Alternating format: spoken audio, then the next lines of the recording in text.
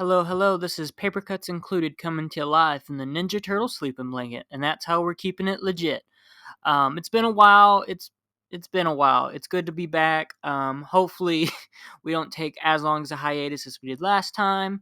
If you're new to the channel, this is a comic book YouTube channel inspired by the great cartoonist kayfabe. So what do? We look at books, put them under the microscope, talk about them, talk about the artist, talk about the history of the book, anything a great comic book artist loves to hear about. Again, if you're a returning viewer, thanks for coming back. Where were we? Well, I am an art education major, and I had to do my internship. So I taught at a high school for free for over a whole semester, and that did not leave me a lot of time for making videos. But welcome to summer 2025, where we're coming back right at you. We're planning on doing, well, hopefully we plan on doing at least 2 videos a week. To be determined when those comes out. I think we did really good last time when they came out on Wednesdays and Fridays, so maybe we'll do a Monday, Friday kind of situation. We'll see. Put in the comments what you'd like to see. Put in the comments what works better for you guys. You know, we live to serve here. So I thought, what's a good way to come back at it? A good pickup video. If you're new to the channel, what's a pickup video? It's what I bought recently. You know, I'm always trying to buy books and other miscellaneous things, as we'll talk about first. I guess I'll talk about the non-comic book thing first. That being one of the Mirage figures I didn't have, the Foot Elite Guard. I love this figure. I love Ninja Turtles. I don't know if you could tell with the sleeping blanket, but I've kind of been slacking on the Mirage figure line, and I'm hoping to pick up a lot of the figures that I kind of missed out on. So I got this guy. I got a Rat King that's coming in the mail as a little summer treat to myself. But no, it's a great figure. This isn't a toy review channel, so we're not going to look at it as much. What I really wanted to show off was the box art that comes with it, because you get some great Kevin Eastman art. And, you know, what's not to like with Kevin Eastman? You know, look at this side profile, which I don't know, not my favorite work of art. He looks a lot more stocky than the figure does, and I like the figure looking really thin. I don't know why, I just do. But, you know, my friend makes these into sketchbooks, so I can't wait, you know, to make him make me a sketchbook out of a couple of mine. So, yeah, you know, great artwork. Love Kevin Eastman art. I'm actually trying to figure out how he inks. I want to do a little master study on his inking process. If anyone has any great videos or articles where he talks about how he inks, put it down in the comments. I'd love to know. I just, you know, I've been drawing Ninja Turtles lately. I kind of want to ink like him a little bit. You know, just play around with it, see what works, see what doesn't. I always love to see artists' different styles, see if it works for me, if it doesn't work for me. You know, what can I do to improve that style to work better for me? You know, I'm not directly copying people. I like to kind of Frankenstein things. So yeah, there is the Elite Guard. Let me know what your favorite Mirage art is, and let's get right into the pickups. So this I didn't even know existed. I kind of always considered these books kind of water trash, because a lot of them are. That being the Classic Illustrated by First Publishing. If you don't know First Publishing, they did Lone Wolf and Cub. I think they did a lot of just general anime books, or not anime, manga, like Lone Wolf and Cub. I don't remember what the other ones are off the top of my head. I should have done a little research before I started talking. But this one is important because it's by Bill Sienkiewicz. I didn't know he did one, and it's amazing. This is going to be one of our first videos back, I bet. Some of these books are going to be, one of these books is going to be the next video, because it's just amazing. But no, if you don't know Bill Sienkiewicz, you need to stop, well, don't stop watching this video. Finish this video to the end, like, comment, subscribe, then go look at Bill Sienkiewicz, because he is one of probably the most underrated and best artists of all time. He is a painterly artist, so if you love painting, you're going to love him. And he can also be photorealistic. He's very abstract and photorealistic. Like, well, that's a human eye. You know, that's I guess that might be Captain Ahab's brow right there. But he's an amazing artist. He's worked on things such as him and Frank Miller did a Daredevil trade. Him and Frank Miller did Elektra Assassin. Probably one of his more famous ones is his New Mutants run. I think I heard that saved that whole series. but I have yet to read it. I collect it, but some of those books get expensive. There's one that's like a $50 book. I don't know why. But no, his art is incredible. If you, like I said, if it's one of those artists where you never see. So when you see it, you got to buy it because you're not going to see many like him. If you like this art style a lot, definitely check him out. And also check out the Batman Arkham Asylum trade. He didn't do it, but it looks a lot like him. I had to double check when I found this book. I was like, no, Bill didn't do that book. But no, his art, just painterly, painterly, painterly. I wish there was more of that in comics. I feel like now that we're going more digital, it's it's even rarer than it was back then. And it was pretty rare back then because you had to pay people to do it, and it took them a long time. What wasn't one of Tundra's big issues is they paid a guy to do a painterly book and it never happened. Well, that's kind of Tundra's mo. Even though I love Tundra, rep Madman, rep Brat Pack. But yeah, I have a lot of respect for paint, and I suck at painting. So that might be another reason I love painterly books so much. Is it something that I've always sucked at, and so it's just oh my gosh, they do it so well. But yeah, I'm definitely gonna be reading this book really soon. Like I said, this will probably be one of our next videos because just look at that art. Look at like the body language, the shapes, the colors, like we might have to do like a couple videos just breaking down pages because it's like I said, you're not going to see art like this that often. And it's something I think a lot of us can learn from. I think this is one of those books that if someone struggles with accepting comic books as an art medium, you show them this. And that could be summed up to Bill Singovet's art in general, is he's an artist that can really break people's dogma of what comic book art can do. Just look, he did all those different whales, right? Doing different whale sizes. Like, I don't know. I just like stuff like that, and I like his I'm probably fanboying so hard out, but I promise the last thing we look at, I'm gonna fanboy out even harder. But no, definitely check out this book, and if there's any more of these classic illustrated books that are worthwhile, let me know because a lot of them are from artists I have no idea other than Pete Craig Russell. Like I don't know the rest of them. Um, yeah, and I think that might be my favorite image in this whole book. I don't know if that's Ahab. I don't know. Oh yeah, it does say Ahab. Um, but no, like great. I don't know. He's just a great character artist. None of his people look the same. There's a thing in comics called same face syndrome, where a lot of newer artists and even some later artists just draw the same person over and over. And everyone suffers from it. When you start off, you're gonna draw what you know, and what you know is probably you and your friends when you drew them, right? So some artists will only draw things that you know the same person over and over. Things you can do to get rid of that: facial hair, different hairstyles, clothing. Not everyone's going to wear a t-shirt. Where are they at? Are they at Central Square? Well, someone's going to be in a hoodie, someone's going to be in a leather jacket, someone's going to be wearing a tank top, a skirt. So just think of different ways you can draw people. I just spent 10 days in Japan and I saw a whole lot of fashion. So what does that mean? That means I'm going to start drawing a whole lot of different people. Um, that's one of the things that you can do without drawing is just notice fashion. Put it in your mental inventory. It's like, oh, that shirt looks really cool. I want to remember that so I can draw it. For all you Jamie Hewlett fans, when I see a lot of different Gorillaz art, of course I'm like, oh, I want to add that. That's a cool, catchy T-shirt he did. Or when I've seen some of his Tank Girl fashion, it's like, oh, that'd be cool. But yeah, almost Dark Knight-esque, just the subtle whale tail. But no, that I was really glad to find this. I wonder how big these are too. Where is the Sinkavec Moby Dick pieces? I wonder if they're affordable since it's a classic illustrated, and Sinkavec isn't like a Frank Miller esque. A lot of people don't know him, which is a shame because he's incredible. I also love this. Anything with Ahab, I think he makes him long, lanky, and classic harpoon. Probably gonna be drawing some Moby Dick stuff after I read this. What's next? Well, next we got a pair of Swamp Thing books. We have one of the essentials. What's one of the essentials? Well, it's a reprint of the, Frank Miller, not Frank Miller, that would have been pretty cool, of the Alan Moore, Toddleben, Bassett, Veach, I think did covers. Um, But yeah, it's the reprints of that, but instead it's in black and white, so you get to see those great Toddleben and Bassett pencils and inks.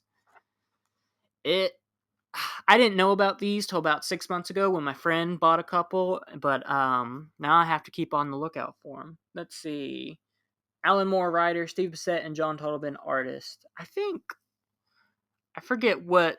I'm not gonna assume, but I watched a kayfabe where they talked about one was a lot slower than the other, but I'm not gonna accidentally say the wrong one. But yeah, but if you love black and white horror comics, there you go. Here's the essentials. They're great. They're also cheaper than their, the main run, which is kind of hard to get sometimes. I don't know how long this series ran for the essentials. I want to say not that long, but it's a treat if they just made one because again, you get to see the pencils, and that's what I love, seeing the pencils and inks. I wish we could have just got just the pencils, like a rough, draft edition, but we don't always get that.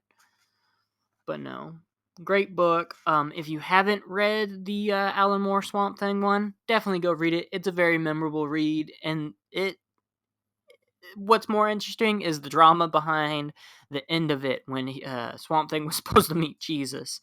Not kidding. Look that up if you haven't. If you don't know about that, look at that. Look how cool that is. So this will probably be, again, another book we do a whole video on pretty soon. Let me know what you want me to do first. Except the last one, that's definitely being the last book we're gonna look at. It's definitely the next video. But very cool. I like Swamp Thing as Swamp Thing was one of the first books I ever collected. As a kid, I just liked that he was different than Batman or Superman. I was a DC kid. I wasn't a Marvel kid. I don't know. I thought Marvel. That when I was growing up, that's when the Avengers were. I've never heard of that. Was starting to get popular, so I always rejected the popular, so I went to DC. But yeah, here is one of the main runs. This is number 56, and this is a beautiful copy. This is a monochromatic book. It's all blue. So if you love monochromatic books, which I don't think there's probably too many, here's a book for you. It's called My Blue Heaven. Let's see. I don't know. Bernie Wrightson. Yeah, this is the Rick Veitch book. You get some Rick Veitch. Who doesn't love Rick Veitch? Brat Pack. Anybody Brat Pack fans in here? No. We'll talk about Brat Pack at a later date. That might have to be, if we ever get enough people for memberships, that might have to be a members only, because that book gets it's Brat Pack. But no, I love this Swamp Thing design too. I only read the first 20 issues of the Swamp Thing Alan Moore run.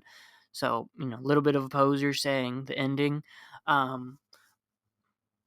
Yeah, but I have a lot of it because I love the artwork. I love to get it for the Veitch, especially the Toddleben. I don't know if we've done a whole video on the one Toddleben book that I know one of our fans made an amazing piece of. I need to get that out and bring it. I'll probably do a post about that on this channel.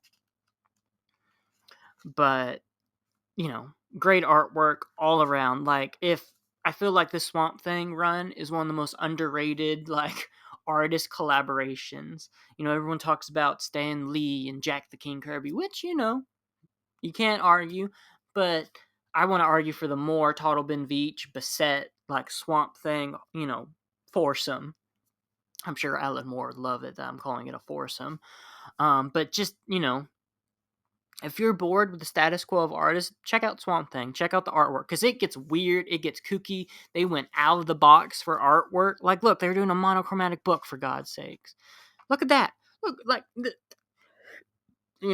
if you're strung, with an artist block, this is the series where you could get some crazy ideas to take your series in. Try a monochromatic, short story. Try a monochromatic piece. You don't have to do Jeff Darrow detailed works, which I wish I could do Jeff Darrow detailed works. Well, that's an argument for a different day. But no, I think in the New 52, they almost redo this story. I think I didn't read the New 52. I was too young for New 52. Look, there's Constantine, as more would call it. But yeah, so like I said, great book, great, just trying new things. I guess that's what I want to get at with this book. If you're stuck, try new things, see what works, see what doesn't. Hell, when your weird book that you might think was gonna fail might become the best ever selling book in your in that series, which I don't think this was in this series, but enough for oh my gosh, I don't have that, I need it, and get it before I get other issues in the run. I don't know if that makes sense. I feel like I'm rambling a little bit, but first video back, let's go. um but yeah, definitely check this out, especially if you're a Swamp Thing lover, an art lover, an Alan Moore fan, a Bassett lover, a Toddlebin lover, a Veach lover. Like, check out this series, and it's probably pretty cheap too. And I believe I got this for $4. I have that 4 issue mini, except my issue number 3 says 4. Does anyone else know that, or I have that problem? I thought that was cool. That's why I bought it as a kid. I wonder if that's the Toddlebin one. Afterwards, I need to check that. We need to do a whole video on that Toddlebin one. I don't think we have yet. And next, the video, or the book we're doing the next video on, it is amazing. It is probably in my top 5 books of all time. It definitely the top 10. It is a short series from Grant Morrison and Frank Quietly, two of the best people in the industry. Grant Morrison, very acclaimed comic book writer, has done Animal Man, has done this book, just some Batman, has done so much. Frank Quietly, probably one of the most pivotal Superman artists to this date, and also this. And I can't understand a word he says because of his thick Scottish accent, but we love him to death. His short series with Grant Morrison, We Three. I hope that was a good promo for that. I tried really hard. We Three is one of the greatest mini stories of all time.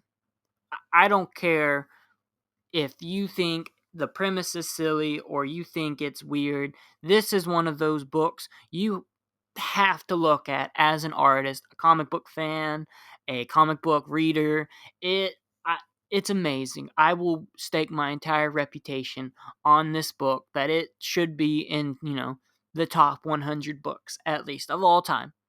Of all time. And I don't know what I'd lose because I'm just an amateur artist. But I'd stake my whole reputation on it. It is incredible. The premise is these three. There's 3 animals. We'll just get right into it. We'll cut to the spoiler alert. We'll cut to the end. Let's see. It's about these 3 animals. Government super weapons get released into the wild, and it's their story. It's only 3 issues. This is the first time I've ever seen it in the wild, so I guess it is a little uncommon. It came out in 2004. It's great if you love sci-fi books. This is for you. If you love animal, morality stories, this is for you. It does get really sad at times. The coloring, that is my only complaint. The coloring, I think, is a little off, especially when I read it online for the first time. The coloring kind of sucks in areas, but the art is impeccable with the capital I or E, however you spell impeccable. This is when I really fanboy out because I recently bought the trade of it and I just kept looking through it. Like, I'm going to look through it so much the spine's probably going to get worn out. I like Frank Quietly so much as an artist. I need to get more of his All-Star Superman, which that and this might be my only 2 works of his, but he's an incredible artist. Now let's take a half-assed look at it because I can't look at it too much because, like I said, this is going to be the next video. This is how much I like this book, and I'm going to have to track down issue 2 and 3. That I'm not going to talk about the cover because I don't want to take away from the next video, but we'll just do a brief, highlight of some of the big, like, showstoppers in just the first issue. Let's see, let's flip through it. I am still perplexed. I can't figure out how you do this as an artist. Like, I'm sure maybe there's a TED Talk of him, because I know he's done some TED Talks of him talking about this. Just be amazed and in awe of it. Like, it. This is one of those things. I don't know how long it takes you to do this, but I bet it takes you longer than a couple weeks. Just all the blood splatters, all the bullets. The man who's literally getting shredded apart. So you're not drawing a full figure, or maybe you are and just taken away. You know, the body language is freaking. He's getting blown away, so his shoes getting untied, and that's blowing in the wind. Frank Quietly, if you need to understand body language, look at his work. It's like I said, I'm fanboying out so hard, but it's because it's due. His art is it's on a whole nother level. It's like him and Jeff Darrow are my two. Like, if I could cut off a pinky toe to even get a fraction of their talent, well, I guess I'm not gonna have either of my pinky toes. That's how much I'd want to be like their artist. You know. Let's see. Or is another good? I like this panel a lot. I don't know, just figuring out how, these are secret government ops, super weapons, and figuring out how they get transported from point A to point B to blow up some terrorists. You know, I don't think a lot of people watching this would think about doing it that way. I think a lot of people just put them on a plane and fly them from, or just not show it. They would just show them leaving the building, like they did, and then we go to the lab, right? But no, Frank Quietly, he's figuring out how a freaking box truck houses not only those animals, but the workers, the caregivers, I guess they're not caregivers, but that's something that puts you on the next. That's something that separates you from the Todd McFarlanes and Frank Quietly's, is figuring out how that works. Not how big of a bulge does Spawn have, but figuring out how do you transport these secret weapons, and what does that look like? And then there they all are. We got a dog named Bandit, a cat I think's named Tinker, and I don't remember if the rabbit has a name. Well, that was their pet names. They don't have names anymore other than their numbers, you know. But no, a lot of interesting stuff. A lot of people compare his art to kind of a manga feel, which I could see. These do kind of remind me of some of those 90s manga or mech manga caricatures. The rounded metals, the really sleek. I don't know if Macross I'd say was rounded metals, but maybe the enemies in Macross were. I forget what they were called. And then we get literal, mice robots too, figuring out how that works. Just his art's amazing.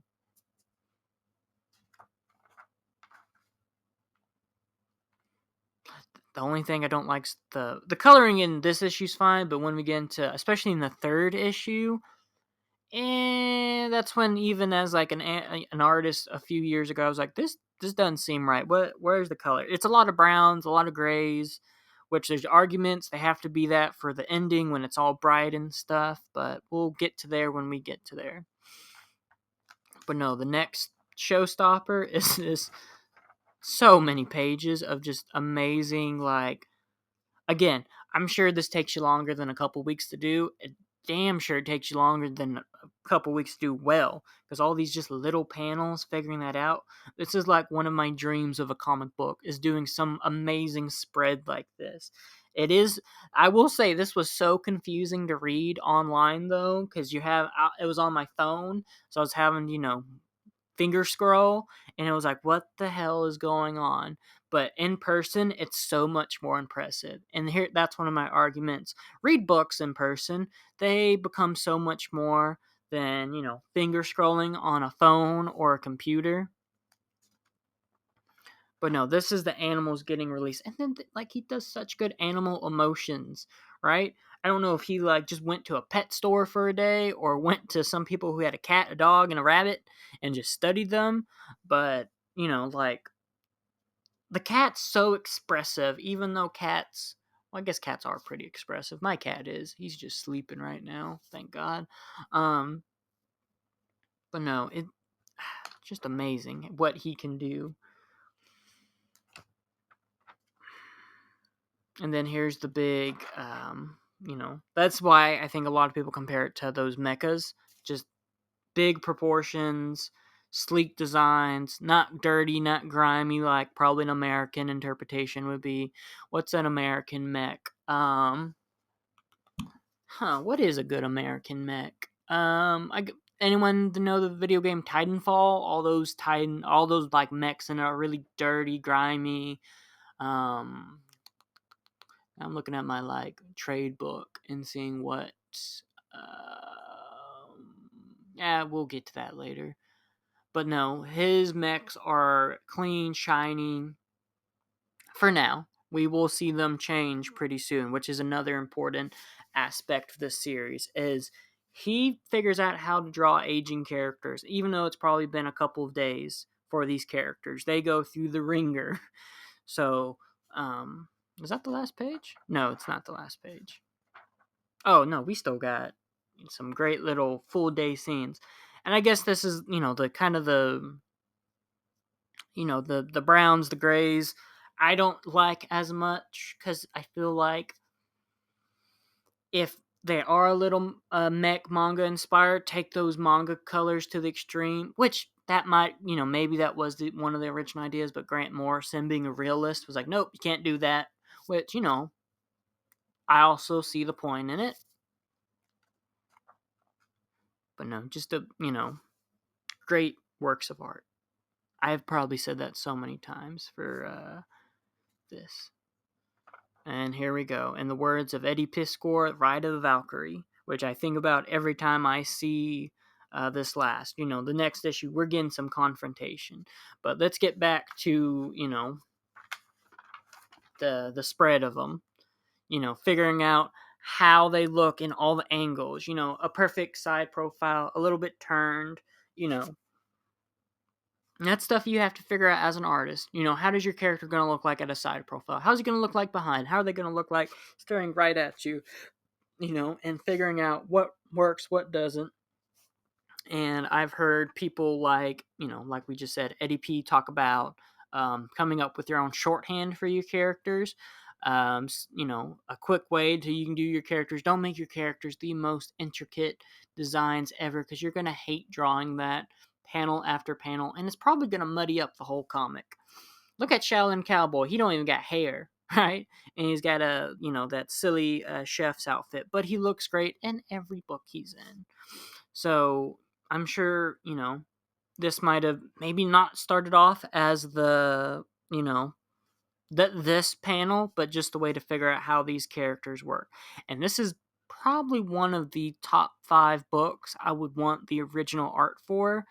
I need to look into that. I wonder how much that would be. A lot more than I can afford, I bet, but at least good enough to look. I do have some original Jeff Darrow sketches. What? That's one of my proud achievements. Jeff Darrow. Yep, I guess that's it. I thought I had more, but nope, I guess I just have Jeff Darrow.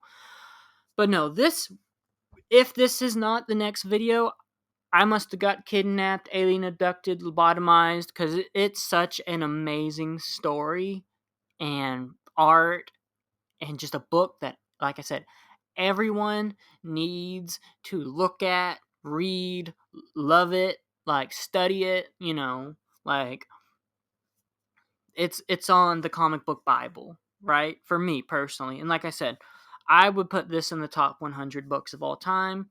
Maybe it already is. I don't know. But I feel like barely any people know about it. It came out in 2004, right?